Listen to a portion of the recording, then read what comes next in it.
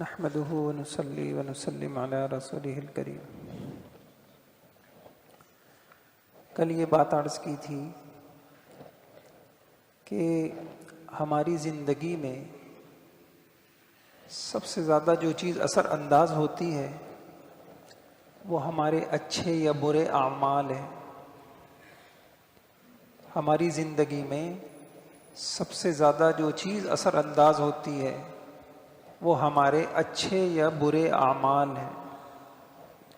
اور کچھ عرض کیا تھا کہ یہ جو برے اعمال ہیں ان کی نحوستیں کیا ہیں، اس کی وجہ سے کیا کیا پریشانی آتی ہے۔ اچھا، اللہ رب العزت تو علیم ہے، اللہ کے علم میں تھا کہ ایک وقت آئے گا کہ مادہ پرست ذہن اس بات کو قبول نہیں کریں گے کہ جی ہمیں تو نہیں نظر آیا کہ ہم نے فجر کی نماز چھوڑی تھی، ہمیں کیا نقصان ہوا، ہمیں تو کچھ بھی نہیں ہوا، ہم نے زکوٰۃ نہیں دی، ہمیں تو کچھ نہیں ہوا۔ تو اللہ رب العزت نے قرآن کی 3 آیتیں میں نے دیکھا کہ ایسی ہیں کہ اللہ رب العزت نے شکایت کی کہ تم کو اتنی موٹی بات سمجھ میں نہیں آ رہی۔ فرمایا افنجعل المسلمین کالمجرمین ما لکم کیف تحکمون۔ ایک آیت میں فرمایا ام حسب الذین اجترحوا السیئات ان نجعلهم کالذین آمنوا وعملوا الصالحات سواء محیاهم ومماتهم ساء ما یحکمون۔ ایک آیت میں فرمایا افمن اتبع رضوان اللہ کمن باء بسخط من اللہ۔ ان آیتوں کا خلاصہ یہ ہے کہ یہ تم کیا کہتے ہو، کیا میں مسلم اور مجرم کو ایک ہی صف میں کھڑا کر دوں گا؟ جو معاملہ میرے ساتھ ایک فرما بردار کے لیے ہوگا وہی معاملہ میں نافرمان کے ساتھ بھی کروں گا، ایک معاملہ جو میں وفادار کے ساتھ کروں گا وہی معاملہ میں اپنے باغی کے ساتھ بھی کروں گا؟ ایسا نہیں ہو سکتا، ایسا ہو نہیں سکتا۔ یہ ساء ما یحکمون، کیسی کم سمجھی کی بات کر رہے، کیسی نالائقی کی بات کر رہے، تم کو اتنی بڑی سی اتنی موٹی بات سمجھ میں نہیں آتی؟ یہ میں قرآن عرض کر رہا ہوں یا نہیں؟ اللہ تعالیٰ یہ فرما رہے ہیں کہ ایک بندہ جس نے اپنے آپ کو اپنی زندگی میں پابند کیا ہوا ہے، شرعی پابندیوں کا پابند، اخلاقی پابندیوں کا پابند، قانونی پابندیوں کا پابند، اور وہ پورے طور پہ پابند ہے، اس کی آنکھ بھی پابند، اس کا کمانا پابند، اس کا خرچ کرنا پابند، اس کی خوشیاں پابندی میں، اس کی شریعت کی پابندی میں اس نے اپنے آپ کو جکڑا ہوا ہے کہ وہ کروں گا جو اللہ چاہیں گے، وہ نہیں کروں گا جو اللہ نہیں چاہے۔ تو ایک طرف وہ ہے جو میری پابندیوں میں، میرے قانون کے احترام میں اس نے اپنے آپ کو جکڑا ہوا ہے اور اپنے آپ کو، اور دوسری طرف ایک شخص ہے خواہش پرست ہے، آزاد ہے، جو ہر طرح آزاد ہے، اس کو میرے حکموں کا کوئی پاس نہیں، اس کو میرے قانون کا کوئی احترام نہیں، اور وہ آزاد ہے، جو چاہے دیکھوں، جو چاہے کھاؤں، جو چاہے کماؤں، جہاں چاہے خرچ کروں، جیسے چاہے جیوں، جیسے چاہے۔ تو تمہارا کیا خیال ہے کہ میں دونوں کے ساتھ ایک جیسا معاملہ کروں گا؟ سواء محیاہم ومماتہم، ان لفظوں پہ غور کرنا چاہیے۔ میں دونوں کی زندگی اور موت ایک جیسی کر دوں گا؟ نہیں، ایسا نہیں ہوگا، فرق ہوگا۔ ایک کی زندگی اگر حیات طیبہ ہوگی، دوسرے کی زندگی معیشت زنکا ہوگی۔ ایک کی زندگی میں خوشگواریاں ہوں گی، رحمتیں ہوں گی، تو دوسرے کی زندگی میں لعنتیں ہوں گی، پکڑ ہوگی اللہ پاک کی۔ یہ 2 زندگیاں برابر نہیں ہو سکتی۔ تو بھائیو، اللہ تعالی ہمیں یہ سمجھا دے، جس دن یہ چیز سمجھ آ گئی اس دن اللہ کے گھر آباد ہوں گے۔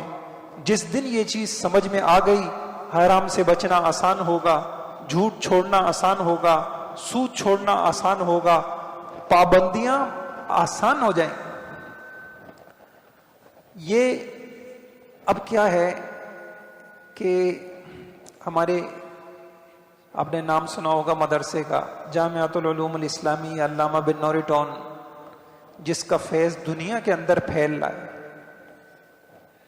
اور دنیا کے کسی خطے میں آپ چلے جائیں تو وہاں سے فارغ ہونے والے عالم کہیں امام ہوں گے، کہیں دین کی خدمت کر رہے ہوں گے، تو اللہ پاک نے کیا ان کو علم دیا تھا، کیا ان کا اخلاص تھا. حضرت بن نوری رحمۃ اللہ علیہ انہوں نے ایک عجیب بات کہی. انہوں نے کہا میں نے قرآن میں بہت غور کیا کہ یہ قومیں تباہ کیوں ہوتی ہیں ان پہ اللہ کا.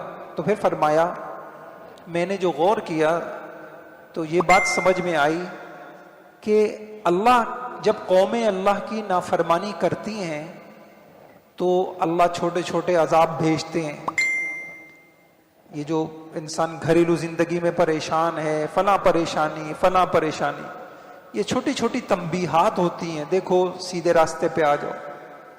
اور پھر کچھ بڑے عذاب بھی ہوتے ہیں، سیلاب آ رہے ہیں، آندھیاں آ رہی ہیں، زلزلے آ رہے ہیں.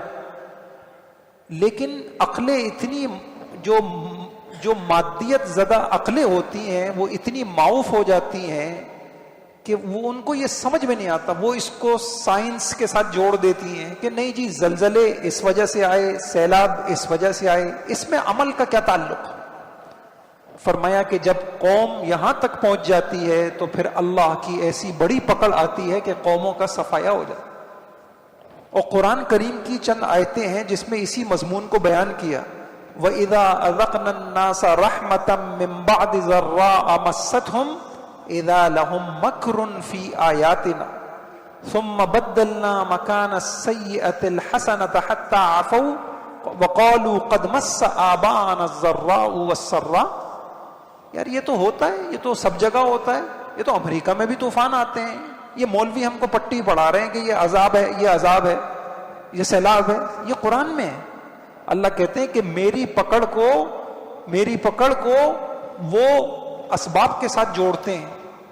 تو بھائیوں اللہ ہمیں سمجھ دے دے، یہ کسی مولوی کی بات نہیں ہے. آپ خود قرآن پڑھیے، اس کو سمجھنے کی کوشش کیجئے.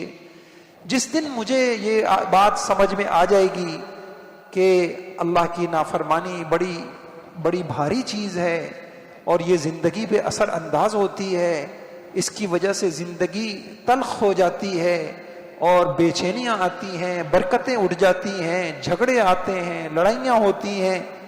جس دن انشاءاللہ مجھے آپ کو یہ بات سمجھ میں آ گئی تو اس دن اللہ کی نافرمانی آسان ہو جائے گی. اور چونکہ یہ ایک غیبی چیز ہے اور غیب پر ایمان جتنا مضبوط ہوگا حکموں میں کامیابی ہے اور حکم توڑنے میں ناکامی ہے، تو پھر اللہ کے حکموں پہ چلنا آسان ہوگا. یہ بات یہاں سے چلی تھی. انشاءاللہ تھوڑا سا اور عرض کروں گا کہ یہ جو رمضان کا مہینہ ہے اس کا مقصد ہی یہی ہے کہ وہ گناہ جن کے ہم عادی ہو گئے ہیں ہم کچھ ایسا اچھا رمضان گزاریں کہ وہ گناہ ہم سے چھوٹیں، ان کی عادتیں ہم سے چھوٹیں اور ہمارا اللہ کی طرف بڑھنا اور اپنی زندگی کو خوبصورت بنانا ہمارے لیے آسان ہو جائے. تو اللہ کرے کہ یہ رمضان ہمارا زندگی کا ایسا رمضان ہو کہ جن گناہوں کی طرف ایک لمبا عرصہ گزر گیا ہے ہمیں اللہ کرے کہ تقوی نصیب ہو جائے، خوف خدا نصیب ہو جائے اور ہمارے لیے جن اعمال کا کرنا مشکل ہے وہ عمل ہمارے لیے آسان ہو جائے. اللہ تعالیٰ اپنے فضل و کرم سے ہی ہم سب کے لیے گناہوں سے بچنا آسان فرما دے. سبحان اللہ و بحمدہ، سبحان اللہ العظیم، سبحانک اللہم و بحمدک، نشہد ان لا الہ الا انت، نستغفرک و نتوب الیک. اللہم احسن عاقبتنا فی الامور کلها واجرنا من خزی الدنیا وعذاب الآخرہ. ربنا آتنا فی الدنیا حسنہ وفی الآخرۃ حسنہ وقنا عذاب النار. وصلی اللہ تعالی علی خیر خلق محمد وآلہ وصحبہ اجمعین برحمتک یا